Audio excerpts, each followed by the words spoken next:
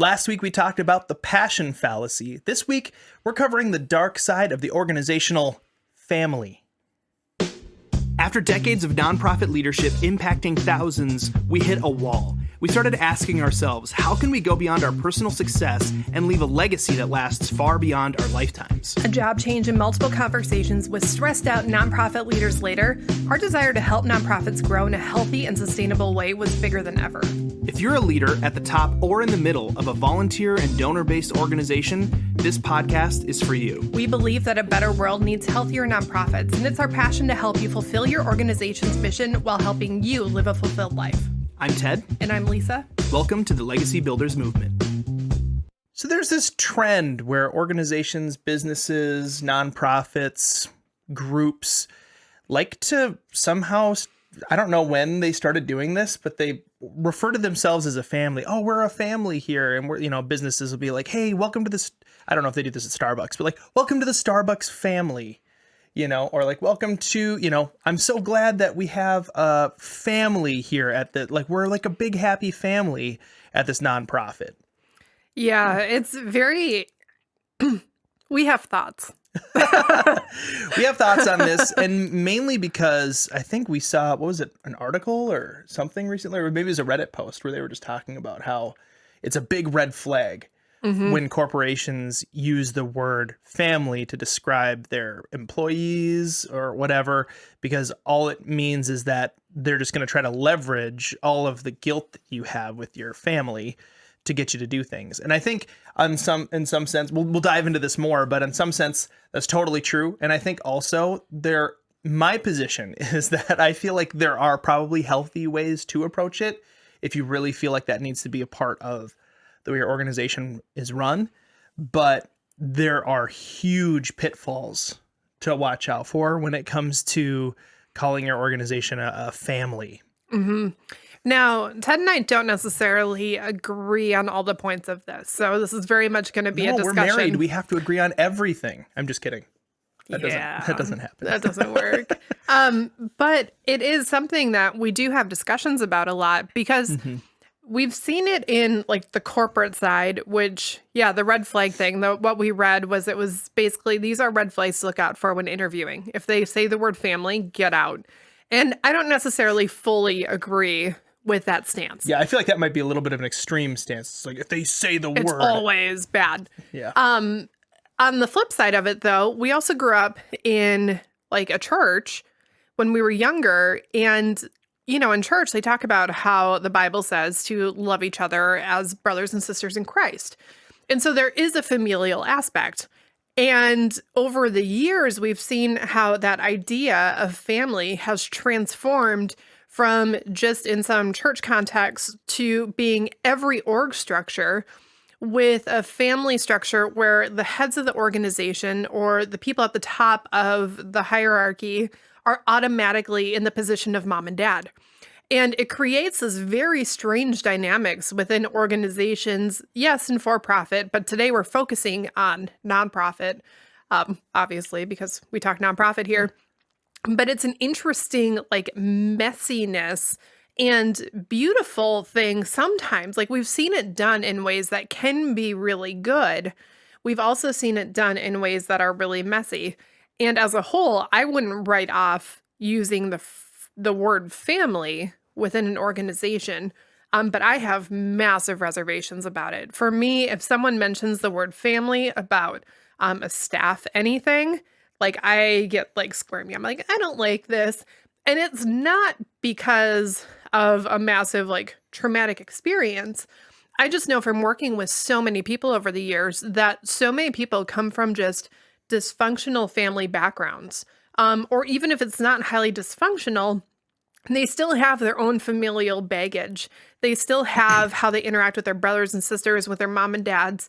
And just because your family doesn't mean that your communication is done well. Just because your family doesn't mean that there isn't passive aggression that's used sometimes.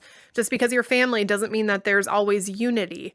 And so depending on people's backgrounds, bringing them into an organization and slapping the label of family over it, you can get so many different reactions to what that means that I feel like it's a great word that is used, by people who aren't always looking at it from how other people are going to take it. Right. Is that fair? I think that's... Yeah, and I think there's a big piece of this. That's if you had, like you said, yours doesn't necessarily come from a traumatic background, but I think some people have had trauma with their families. And you might think as an organizational leader saying like, we're like a family. And immediately some of the people on your staff are like, oh my God, no, get away. no, I gotta please. run. I gotta run. Because Dude, like that's their here. guttural response because of the fact that they had a super bad, maybe like an abusive family or something like that, right? So there's that piece of it. But then there's the other piece of it where leaders, the way that we interacted with our family, if we call it a family, like if our parents were dysfunctional toward us, chances are we're going to slip into the same kinds of dysfunction with our staff, with our volunteers, with the people who are partnered with the organization. Because if we're a family and we're the mom and dad, the only frame of reference that we have for mom and dad is usually a human frame of reference, and people make mistakes. And sometimes parental relationships can be really, really bad. Mm-hmm. And so that can turn into really, really unhealthy ways of interacting with employees, with volunteers, even with donors. It could just have all sorts of really terrible repercussions. And it was totally avoidable if you just said, hey, we're a team, instead of, hey, we're a family. Mm-hmm. I think part of it is the idea of a team gives people more of a framework, understanding that different teams operate different ways. A basketball team is not going to be the same as a football team, which is not going to be the same as a hockey team. There are different goals for each one, different ways of playing the game, different rules, different tools that you use, different things that you're trying to accomplish. Like, yes, you're trying to win, but it's different. And it gives permission for there to be flexibility. The idea of family, everyone has their own idea of what that looks like, what that means, what their background is. There aren't set rules. There aren't set strategies. There aren't set tools that different families use. There aren't always the same way. And so if I talk to Ted, and I mean, we dealt with this getting married. Yeah, between just only two people. What does Christmas look like? What does Easter look like? How does disciplining your children look? How do you load the dishwasher? How do you put the toilet paper on the roll? Does the paper? Hey, listen, if you're listening to this right now, you have an opinion on this. Does the paper go on the outside, like toward the toilet, or does the paper go on the inside toward the wall that the toilet paper roll is connected to? Always toward the toilet. Always. We agreed on that one. We agreed on that one. But there are so many things that between two people coming from two different backgrounds, how does communication look? How do arguments look? Like, do they happen behind closed doors? Or do they happen out in front of other people? Mm-hmm. Mm-hmm. What does this look like, and how are decisions made? Who makes different decisions? Who handles different parts of maybe the finances or the calendar or different things like that? There are so many different moving parts just between two people. And then when you bring that into an organization of even, let's say you only have 5 staff people, each of those people, you say, all right, we're family here. Each person has their own idea of what family looks like. Family often looks like you show up for everything. The birthdays, the funerals, you're in it with people. You know what's going on in people's lives. You know how you can really support people. Sometimes family is I don't tell other people what's wrong because they don't understand me. And so I keep stuff to myself and I kind of bottle it up and I reserve stuff for my friends. So depending on who your people are, and you don't necessarily get to know, using the term family can cause a lot of underlying chaos that no one fully knows how to address because no one knows how to address that within their own actual families. Right. There's a reason why Christmases with the extended family can be super, super awkward for, I would say, the majority of families. I feel like the families that are on the Christmas card and they're all like wearing matching sweaters and like matching, pajama pants, and they're all holding cocoa. And they're the kind of family on Christmas where everybody's just smiling and like laughing. Like, I'm sure they exist, but they're like unicorns, I'm sure. And they're really weird too. So like, even though maybe they all get along, they're probably the only people they get along with. Yeah. Maybe. I'm kidding. I don't if know. That's you, no judgments, but you're totally judging them. It's okay. But I mean, it is a thing. So I'm not saying like never use the word family, What I am saying is if we are going to use the word family, we better understand what family entails. We better understand what we are bringing to the table and the weight that we are placing on people's shoulders when we're like, we are family here. Got to be super careful as a leader. Your words carry a different weight. And when you say, hey, we're going a specific direction, when you cast a vision, it carries a different weight than a volunteer in your organization saying the same thing. Mm-hmm. And when you say something that in your mind is like, oh, this sounds good, we're just a family, your words carry different weight, meaning they pack a deeper punch. And that can be a really more often than not, saying that an organization is a family is a recipe for a disaster because of all the different understandings of what a family means, and because of all of the non-professional expectations and baggage that comes with the word family. Right. I was just thinking about people who come from family backgrounds where the mom and dad, like they just put their foot down. It is what it is. No one talks back. No one gets a say. If you bring that into an organization and you have people who, one, maybe they're used to just talking to their parents. Their parents say, I want to go here. And they have parents who are up for discussion. Maybe they can change their mind sometimes, whatever it might be. That can be incredibly frustrating to the leaders. At the same time, like if you call a group of family, understanding that they actually have zero obligation to you, it can be very, very damaging to say, we are family here, and I'm going to put my foot down. You have to do what I say. You can't bring in your ideas. I'm in charge, whatever that might look like. And then have someone look at you and say, oh, well, I don't want to do that. I'm going to leave. Having people exit a team and join a team, there's a lot more ways for people to do that. I think in a way that's like healthier, or at least has set expectations for how that's going to look. When someone leaves a family, oh, it's bad. Like, either like an estranged child, they don't talk to their parents ever again. When people, when parents get a divorce, like when families break up, there is like usually devastation. Yep. But when a team breaks up, it's like, this just makes sense. Somebody graduated, somebody moved, somebody whatever. It's not that big a deal. We can also have this connection.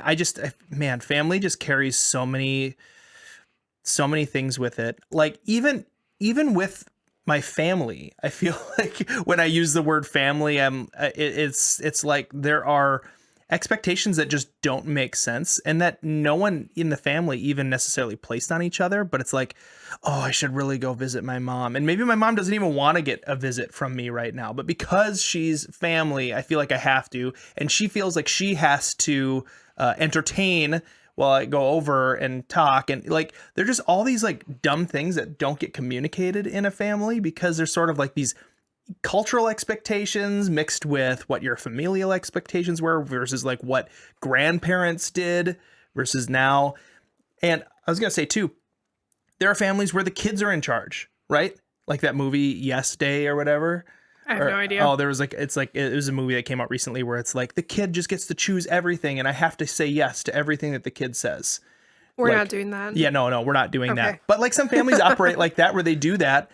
And the kids are like very much the center of the household.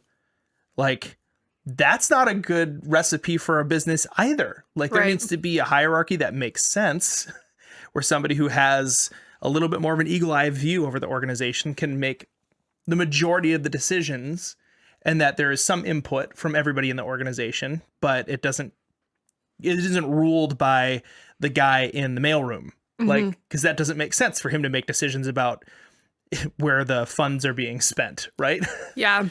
Now, like some examples that we've heard from organizations, I do want to get to like a positive side of this too, because I do think the family side does have some merit behind it. It's just really small. Just really small. And I feel like this is one of those things where it's not that the word family isn't used often enough. I think if anything, it's just used so frequently and so carelessly. I would say too, I don't think it's ever meant, well, I would say on small percentages, most of the time it's not meant in a way that's evil. It's like, it feels good to say we're a family. Like it feels like happy. I do think there are probably some leaders out there that say family and they're like, I'm going to be able to pay them less. I'm going to be able to get more work out of them because they're they're part of a family and they have obligations that go beyond a paycheck now. If people are watching the video, they're like, Lisa's face just said everything she's thinking.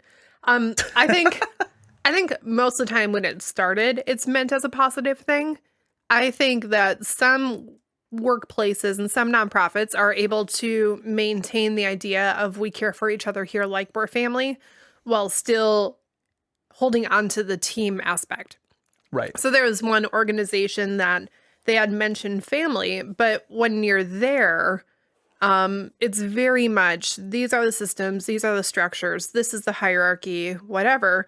And what they meant by family is because we all do this work together and we're all in the trenches together, we just genuinely create great relationships with one another, and we actually care for each other.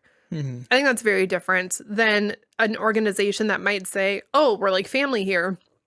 And one time they were able to use the phrase family to get just a little bit more out of someone, just to get a little bit. And then they realize, oh, there's weight behind this word. There's power behind this word. And I can use this word. Yeah, it can start to cycle out of control. And so I don't think it starts with those intentions, but I do think a lot of organizations, it's an easy tool to manipulate people, to try and get them to stay longer, to do more than they should, or to carry the wrong thing. There was one person I was talking to with their organization.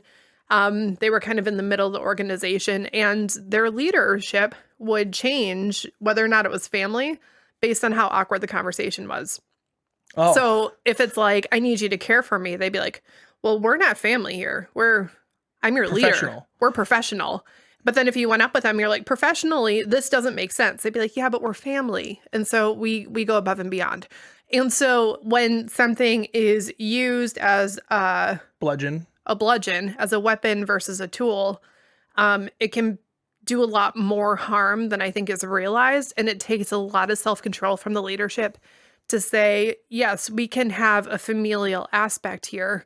But we are going to be very intentional about when family is being used and when the systems and the structures and that professional level are being used.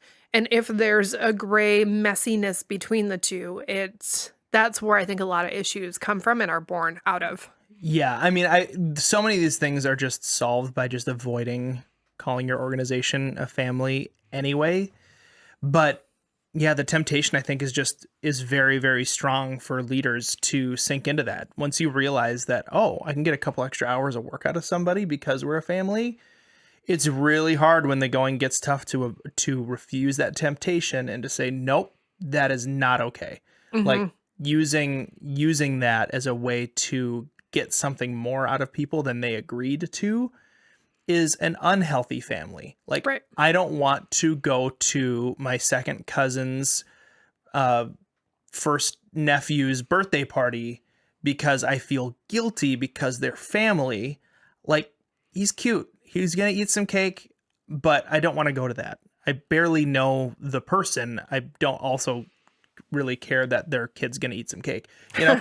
Yep. And the same thing happens in organization where it's like people need to know, yes, we care about each other, but I think you can so easily communicate that with the word team. I think teammates care for each other too. If a teammate hurts themselves, the other players aren't just like, oh crap, we're down a teammate. Like, they're actually like, please get better. Like, you're great here. You help here. We've gotten to know you personally. If you're healthy. Yep. We've gotten to know you personally. I know your spouse. I know your kids. Like, I want to see you succeed and I want to see you whole and I want to see your dreams move forward.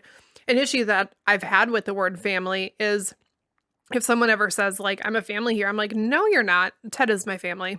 My kids are my family. You do not get to put yourself on the same level as Ted in my life. And I can choose to elevate other people to that level, which I don't. But like, I could choose to go someone and be like, I feel like you are family to me and I'm going to choose to be there for you as if we were family. But other people don't get to come to me and say, I am your family now. I am the one. I am going to put myself in that position. An invitation only kind of thing. And you don't invite yourself over to be that. You don't want to be a Kimmy Gibbler Is it Kimmy Gibbler or Gibble? Gibbler. Yeah, Gibbler, the neighbor from Full House, who's just like always at their house because she sees herself as one of the kids in the family, and everybody hates her. Like, if you're an organization, you're saying family, like, you might be Kimmy Gibbler. Mm-hmm. Maybe think about that and don't put yourself in that situation. I was also going to say this. When an organizational leader says, hey, we're like a family here, and, you know, as the organizational leader, I have a responsibility as like the parent of this organization to really help us move forward, you're also now committing yourself to acting like a responsible parent, which if that's a really big responsibility. I mean, a lot of organizations like have very irresponsible leaders. Mm-hmm. And if you say, I'm your dad, basically, it's like, who's your daddy? I'm your daddy. Who is your daddy? And what does he do? No, you better be ready to go to every single person's funeral that they have, like even their extended family funerals. Anytime that they're sad, like, what does a responsible dad with kids in the house do? Like, you have to be able to and willing to do all of those things. So when you say we're a family, you are making a promise to a lot of people. And I think a lot of leaders don't recognize that. They're just like, oh, it's a word, you know, it helps people kind of have like a good attitude toward each other, which they're forgetting all of the times when I fought with my brother at home. Right. Because when there's a team, I think part of it is when you're a leader and you have a team under you and you can use language of team, people can set aside their differences a little bit more. It gives space for people to work together. It feels different. But when you say we are family here, you might feel like you're just drawing them more into your organization. But a lot of times you don't realize the expectations that everyone is now putting on your shoulders as a leader because you're the one who brought in that dynamic. Precisely.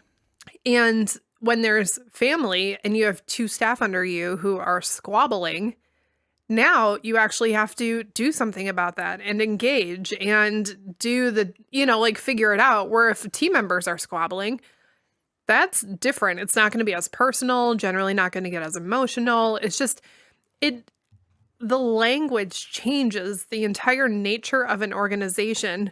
And it's not always a change that is going to be beneficial long term. In a lot of ways, it's going to actually poison the organization just a little bit over time, to the point where you end up with people who have looked at it and said, I've been family here so long that I cannot leave. And they're staying out of this miserable obligation.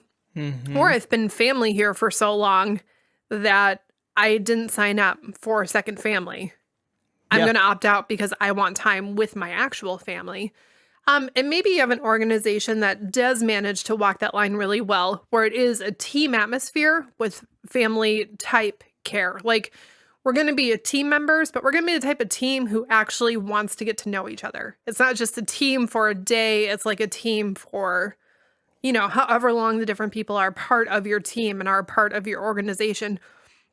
And that's a really beautiful thing because, like you said earlier, when team members leave, there's still space for relationship. Mm-hmm. When family members leave, those relationships, for the most part, they're severely altered. Severely damaged. Yeah. And we have seen nonprofits that operate from a team model, and when they have people leave, the network is actually growing because the people who have exited still have a relationship because they weren't leaving the family.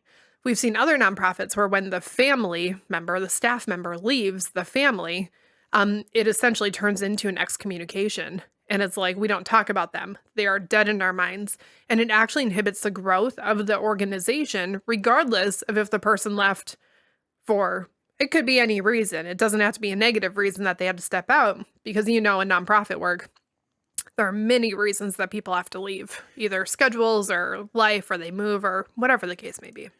So let's try to turn this a little bit toward the positive on this, because I'm sure, because it's a cultural thing. Yep. It's become cool, to say we're a family, right? So I'm sure that a lot of listeners, the podcast right now, organizational leaders, have done this and maybe are in the middle of doing this and are saying like, hey, yeah, my organization's a family. Like, I think there are ways that it can be done well. Mm-hmm. And I think there are things we've talked about all the things that could go wrong really well. up to this point. But first of all, if you're in an organization and you're saying this stuff and you're saying like, hey, we're a family, we're brothers and sisters, like, and I'm, just know that we don't think you're an evil person. Nope. We just think that you're choosing a path that is probably harder than if you chose team language. But there are still ways through it that can be really beautiful and really good. In terms of the family dynamic, if you're going to choose to have that language in your organization, I think it's really important to recognize which parts you're going to utilize family for.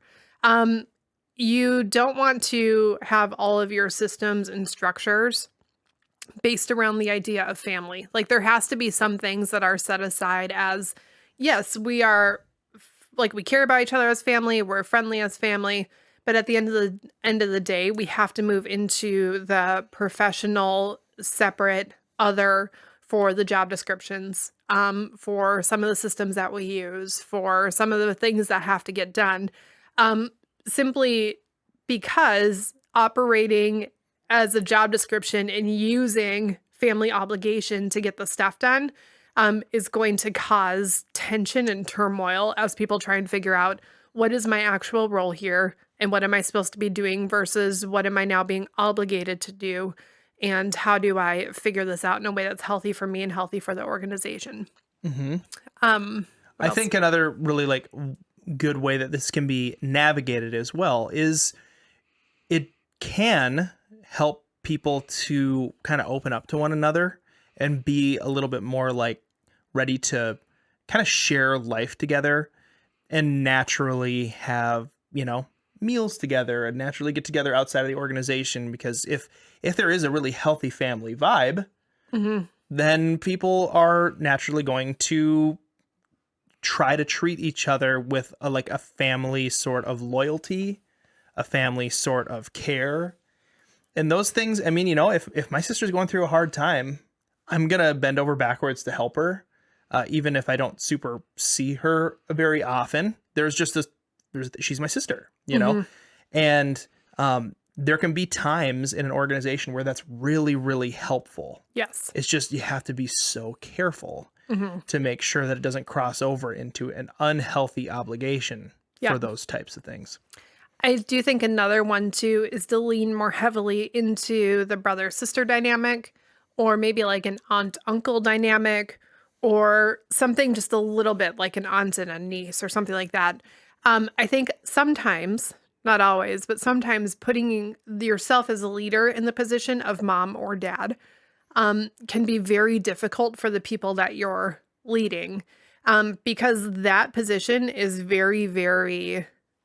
There's just a lot of weight behind it. There's so much, there's so much going on there. Versus if as a leader, I walk into a situation and I recognize like, hey, listen, I can't be mom to everyone. I can be mom to my own 3 kids, and that's kind of all I can handle. But I'm going to care about you as if like I'm more of like an aunt type figure or more of a sister type figure. That kind of care is just generally going to translate a little bit better, and people are going to have more grace with you if they know that's how you're approaching it from just a little bit differently. I think of it a lot as like, it's almost better to say we're all brothers and sisters. Like that's how we're going to interact. But because we're playing a game of family football, I still need to be the team captain. So like on a relational level, let's try and treat each other with a little bit more equality versus a hierarchy that's going to have a lot of weight and pressure behind it. But for the sake of the organization and for the sake of moving forward, recognize that I do still have to be able to step up into that leadership role so that we can move forward together. That's really, really smart. Because when you think about it, people go to counseling. They're not usually talking with their counselor about their aunt or their siblings. It's almost always, here's what my parents did. Here's what they did wrong. This is how I'm scarred for life because this thing happened. One time I spilled the milk and my dad yelled at me, or just like little things and big things. Parental relationships, even though we're trying our best with our kids, I think we're doing a pretty good job. I'm sure they're going to have to still go to counseling because the parental and kid relationship is so interesting. And as people get older, you start to become your own person. You start to like separate from relying on the parent to now having this like strange sort of like mentorship relationship. It's so messy. The parental relationship is really messy. So if you're going to use the family language, Yeah. try to avoid the parental child metaphors. And if you're bringing that idea into an organization, someone who's starting out with that parent-child relationship, they're probably going to lean a lot more on the parents. But over time, as the employee or as the staff members grow and they want to do their own stuff, you are signing yourself up for the teen years where that staff member says, I see your vision, but I want to do this my way. I want to do it my own way. I don't necessarily think that you have it best. I want to go figure out my own path. It's true. You're signing yourself up to go through the terrible twos, signing yourself to go up through rowdy teenagers that are rebellious. Yep. And you're setting yourself up to raise up staff members who eventually want to leave. Because that is the natural progression from parents to kids. And when we put ourselves in a position of being mom and dad over an organization, eventually the people that we are growing up underneath us, the people that we're leading, it can be very easy to see them in a way that's stagnant versus allowing them to grow. Like, our kids are getting older, but there's part of me that's like, oh, I still remember when you're 2, and my kids are probably like, I don't care. I'm not 2 anymore. Don't see me as a little kid. Let me move on with my life. And it is a constant thing for me as a mom to remember that they are older. Here's what they are capable of now. Here's what they can do now. And those same weird dynamics can easily show up in an organization if that's where, or if that's the position that you're putting yourself into, if that's the hierarchy that you're creating. Absolutely. I will say there is one area that is a little bit different, and that's specifically within church organizations. Right. The Bible talks about, like loving each other like brothers and sisters in Christ. I think it's funny. I told you this before. I was like, it doesn't say anything though about creating a mom and dad relationship within a staff hierarchy. Like, it's talking about like the church as a whole. And naturally, because it's a faith-based organization where you actually are doing that aspect of faith together, it is going to become a little bit more familial, especially if you're loving each other the way that the Bible says to, as brothers and sisters in Christ. Well, and it specifically says that Christ is the head. Yeah. So Christ is daddy, not leader of the organization. Right. So then that becomes even more important to remember, what does the Bible actually say about that? Mm-hmm. Instead of just like, oh, we're a family. We're a family, so of God. Therefore the lead pastor's automatically the mom and dad of everyone in the house. Like, that's a massive responsibility to move yourself from, I'm going to pastor the people, to I'm going to parent the people. Whoa. Like, I just personally, like, I'm like, I wouldn't want to be in that position. No. Granted, I got my own kids to parent. Granted, the pastoring is still a very high responsibility that must be taken seriously. But I do think that it's easier in some of those capacities because there is familial language built into the text that everything is being built upon, and the faith that everything is being built upon. Mm-hmm. But I think that we still need to be careful in how we are using it, because when it says like love each other as brothers and sisters in Christ, not every family loves each other well. Not every sibling gets along well. And so there is a point where we need to recognize all of the stuff surrounding it so that we can adequately teach people and help people understand what that actually means. And when we use the term family flippantly, whether it's at a church or a different nonprofit organization, there's just so much behind it. There's just so much that you need to understand before. I would say too, and not to get like too theological, but it says love each other as brothers and sisters in Christ. Yeah. So it doesn't just say love each other like brothers and sisters, because that goes downhill. There's a caveat added onto that that's like in a godly perfection sort of way. So even with that, if we're going to treat each other as brothers and sisters in this organization, it's only the good parts and none of the bad parts, which that's super hard to do. Mm-hmm. That's really, really hard to do. That's the kind of thing that people work their whole lives on, getting better at loving other people as brothers and sisters. So definitely not something to be taken lightly. But if you're in that position where it's like, hey, this is the language that our organization currently uses, and I'm in charge of it, and I want to change that or keep it and just be really careful, or this is language that our organization uses and I'm not the person who gets to choose, you got some thinking to do and figure out how you're going to handle it. Whether that means you're going to work on how to just make it healthy, a healthy version of that. Yep. Just know that that's a little bit of a tricky road. And whenever you can, I mean, our advice is definitely use team language whenever you can. Yep. People have a lot healthier respect and loyalty to their teams and their coaches. And like, rather than, and they have like team captains and they have, there are hierarchies built into teams that work so well. And it's just, it's so much more clean. It's so neat. Well, I was thinking just now, like a coach can discipline someone and say like, it's because I want you to succeed. Yeah. A parent disciplines their kid and says, it's because I love you. And the kid is like, but this doesn't feel like you care. Like the kid's traumatized. The person on the team might be pissed, but they're willing to do it because they trust their coach's intentions and they trust that their coach is going to get them somewhere. Yeah. It's not that a kid doesn't trust their parents' intentions. It's that they don't understand the bigger picture because the dynamic isn't as agreed upon. Like, a kid and a parent relationship really doesn't get a whole lot of say. Yeah, it wasn't a contract that somebody signed. Yeah. A teammate who raised their hand and said, I want to be a part of your team and I'm willing to let you coach me, or I'm willing to let you lead, or I'm willing to do whatever needs to be done. Way different. The secondary benefit is a teammate who steps into a position is going to allow other people to lead them for different seasons. Team captains can change. Different people can be elevated to run. Coaches change? Coaches change. Different people can be elevated to run different parts of it. Maybe someone's in charge of this part of the practice, but someone else is running a different drill. There are different things where there's a lot more flexibility and fluidity. If you're in a family structure, the family structure is what the family structure is forever. And it doesn't matter if somebody who's at the top sucks at their job, they're still at the top. Yep. It doesn't matter if your parent is not a great parent. They're still your parent.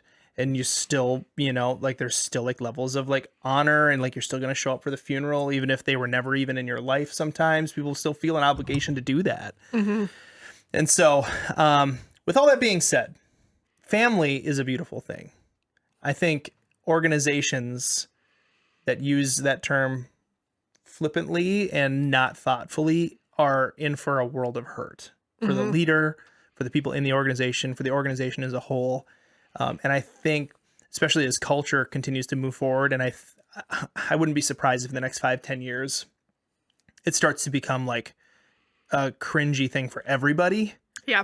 Not just for a few people, because I think a lot of organizations have overused it in the corporate world too. And people are just going to get like this yucky feeling about like, nope, I have one family. That's it. Yep. And if you're going to try to impose familial relations upon me, I am going to say no, and I'm going to opt out. So as always, we would love to hear from you and your thoughts. I know this is kind of a big topic. Additionally, if you have any story where you've heard of family being used within an organization for positive or for negative, we'd love to hear it. Sometimes we like to respond to different stories like that and talk about them because they give some great insight into organizations. So as always, you can reach out to us at office@legacybuildersintl.com. Thanks for listening to the Legacy Builders Movement. If you appreciate this podcast and find that it's valuable, the best way that you could help us is to subscribe and leave us a rating and review. To learn more about Legacy Builders, go to legacybuildersinternational.com. That's legacybuildersintl.com.